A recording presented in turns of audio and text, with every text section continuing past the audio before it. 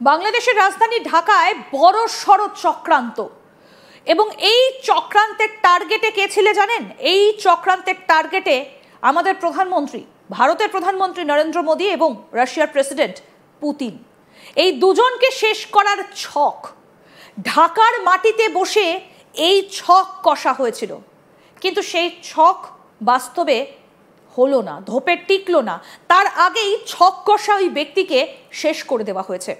আপনাদের নিশ্চয়ই মনে আছে যে ঢাকার একটা বড় পাঁচতারা হোটেলে জানে শেষ হয়ে গিয়েছেন ঢাকায় আসা এক ব্যক্তি। আমি ছবিটা একটু দেখাতে বলবো, তাহলে নিশ্চয়ই আপনাদের মনে পড়বে যে কে এই ব্যক্তি, এই টেরেন্স জ্যাকসন।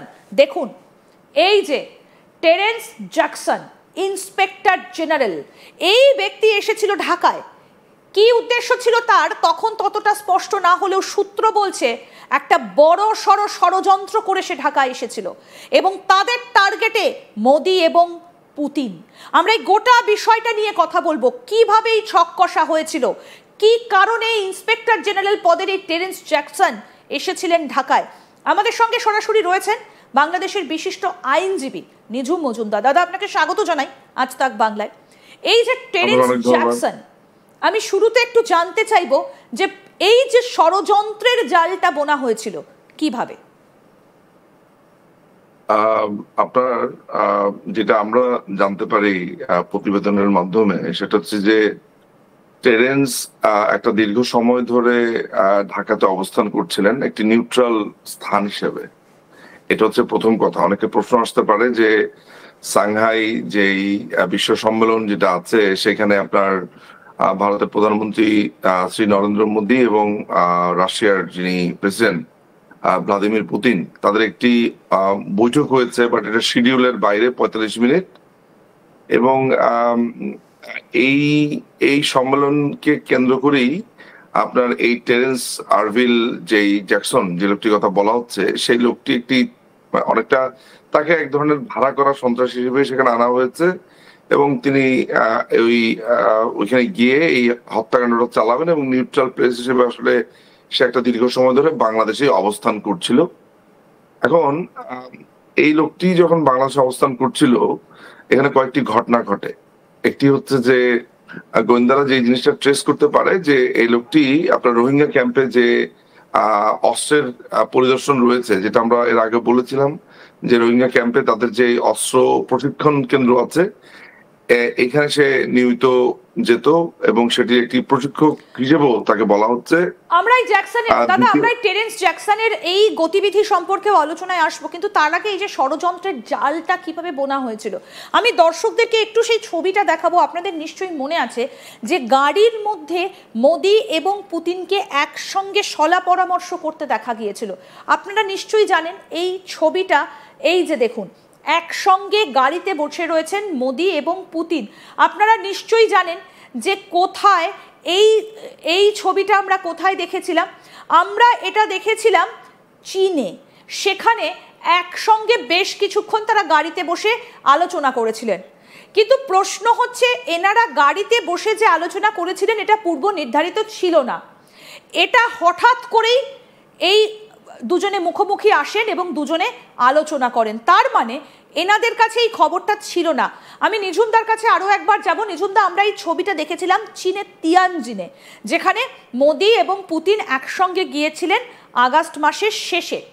এই যে মিটিংটা, একই গাড়িতে বসা, এটা তার মানে পূর্ব নির্ধারিত ছিল না, তখনই তারা খবর পেয়েছিলেন যে এইরকম একটা ঘটনা ঘটতে পারে।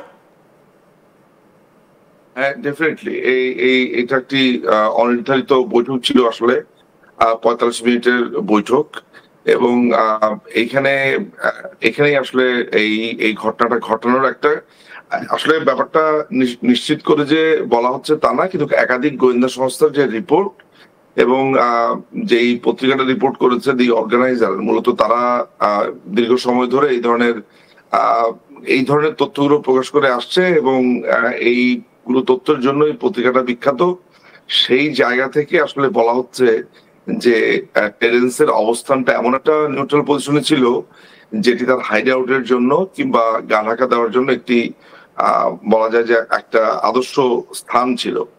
ইন্টারেস্টিং ব্যাপার, আপনি যদি এই ঘটনাটার সাথে এটা মেলান তাহলে দেখবেন নর্মালি কি হয়, একটা এই ধরনের মৃত্যুর পর যেটা হয় সেটা হচ্ছে যে বাংলাদেশের আইন অনুযায়ী ওই ব্যক্তির এই হত্যাকাণ্ডকে নিয়ে একটি অপমৃত্যু মামলা দায়ের করা হয়। কেমন, এটা কিন্তু বাংলাদেশের আইন অনুযায়ী সেটা করতেই হয়, যে এই ধরনের হোটেলে হত্যাকাণ্ড বা কোনো কারণ ছাড়া রাস্তাঘাটে মরে পড়ে আছে এই টাইপের ক্ষেত্রে আপনাকে একটা মামলা করতেই হয় পুলিশের তরফ থেকে। আমরা দেখেছি যে টেরেন্সের ক্ষেত্রে এই মামলা তো হয়নি, বরঞ্চ তার যে ময়না তদন্ত, যেটাকে আমরা বলি যে পোস্ট মর্টেম বলা হয়, এই পোস্ট মর্টেম এবং তার তার তার পুরো শরীরের একটা নিরীক্ষারও প্রয়োজন রয়েছে, যে তাকে কি অবস্থাতে পাওয়া গেছে না অবস্থাতে পাওয়া গেছে, এগুলোর কোনো প্রতিবেদনই আমেরিকার তরফ থেকে করতে দেওয়া হয়নি। তড়িঘড়ি করে তাকে দ্রুত এই হোটেল রুম থেকে নিয়ে যাওয়া হয় এবং কোন রকমের ব্যাখ্যা দেওয়া হয়নি যে এই কাজটা তারা কেন করেছে। পরবর্তী সময় যে পুলিশের বরাত দিয়ে বা সাংবাদিকরা বিভিন্ন মানে বাংলাদেশের জাতীয় দৈনিকগুলো বলেছে যে টেরেন্স যে রুমটাতে ছিল ওয়েস্টিনের, সেই রুমটাতে প্রচুর আপনার জিনিসপত্র, অস্ত্র, আপনার স্নাইপারের জন্য যে এই ধরনের অস্ত্র দিয়ে আপনার ইকুইপমেন্ট আছে, এর সমস্ত কিছুই সেখানে পাওয়া যায়। এবং কয়েকটি পত্রিকায় সেই সময় এটিও ধারণা করে যে গত বছরের জুলাই অগস্টে যে স্নাইপারের কথা বলা হচ্ছে, যে বাংলাদেশে এই স্নাইপার গুলো অপারেট করেছিল, তাদেরও হয়ে কাজ করেছে কিনা বা সেই সময় থেকেই এই আপনার এই টেরেন্স এখানে অবস্থান করছে কিনা এটা বলা হয়।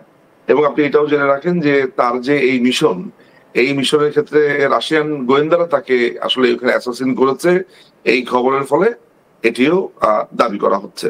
ফলে জিনিসটা যে জায়গাতে আপনাকে সন্দেহের জায়গাটা উঠায়, আসলে এই সন্দেহ হয়তো বা খুব একটা আসতো না বা আরো যুক্তির দাবি ছিল, কিন্তু যখন দেখা গেল যে এই টেরেন্সের লাশের কাছে ধারে কাউকে যেতে দেওয়া হয়নি, বাংলাদেশের বিদ্যমান আইনকে প্রয়োগ করতে দেওয়া হয়নি এবং কমপ্লিটলি এটাকে বুড়ো আঙুল দেখানো হয়েছে, তখন আসলে আপনাকে এই থিওরি গুলো বা এই যে আসা প্রতিবেদন গুলো আপনাকে অবশ্যই চিন্তার করার যোগায় এবং এই জিনিসগুলোর দিকেই ধাবিত করে আপনার ভাবনাকে। একদমই। এবং এই যে চীনের তিয়ানজিনে যে বৈঠকটা হয়েছিল এসিও সামিট, সেখানে গিয়েছিলেন পুতিন, গিয়েছিলেন মোদি এবং আরো অনেক রাষ্ট্রপ্রধানরা গিয়েছিলেন। সেই কারণে মানে হাতের কাছে মোদি এবং পুতিনকে একসঙ্গে পাওয়া যাবে এই ভেবেই কি এই ষড়যন্ত্রের মাথাকে? এই ষড়যন্ত্রের মাথা আমি তো আসলে মানে যেহেতু নিশ্চিত নই এই ব্যাপারটাতে, কিন্তু টেরেন্স যে এই রাষ্ট্রকে প্রতিনিধিত্ব করে, যে রাষ্ট্রের নাগরিক, স্বাভাবিকভাবে সেই রাষ্ট্রের দিকেই আসলে স্পষ্টত আঙ্গুল ওঠে। এটি এটি বলার অপেক্ষা রাখে না। বলা হয়ে থাকে যে সে একজন সিআইএ এজেন্ট বলে বলা হচ্ছে, এটি বিভিন্ন পত্র পত্রিকাতে, যদিও আমি এই ব্যাপারটাতে নিশ্চিত নই।